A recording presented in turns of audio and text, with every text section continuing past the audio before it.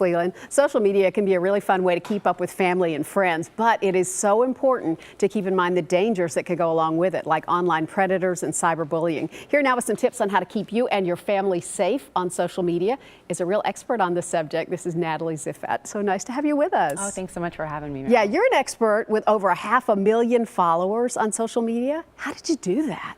Well, I mean, I've watched social media go from an option to a priority. I think we all have. Yeah. And working with some incredible brands in the technology space, you really learn how to sort of step your game up, whether you're doing social media personally or professionally. Yeah.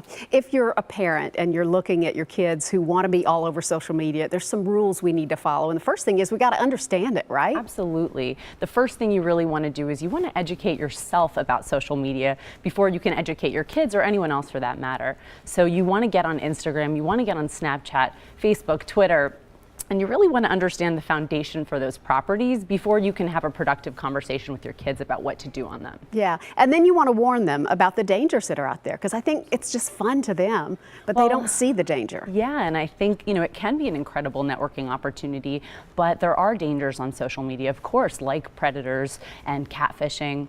And so what you want to talk to your kids about, especially if they're young, you want to make sure that those profiles are private and that you have access to their information if you need it, including their passwords. Yeah. And for kids of all ages, you want to talk about the dangers of geotagging or checking in, which of course could inform strangers of where they actually are. Wow. Yeah, that is a really important thing. All right, so what about following up with your kids? I mean, for me, the rule would be I have access to all your stuff. Yep. Not everybody does that, but do you feel like that's a good idea? I do. I think especially if you have young kids. So following up is actually the rule that often is the one that is the least followed, unfortunately. You want to follow your kids on all their social media channels. You want to monitor those posts very closely.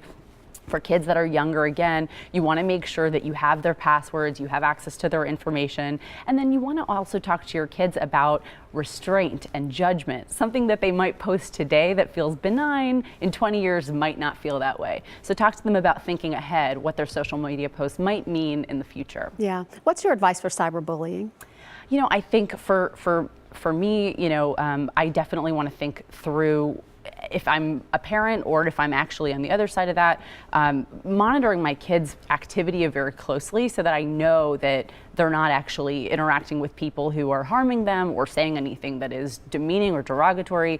I, as a woman on the internet, have gotten all kinds of different posts and comments, and so for me, I believe in free speech, but anytime someone draws the line, whether it's saying something sexist, racist, prejudice, that's where you really have to stand up and say, we don't speak to each other that way. Yeah.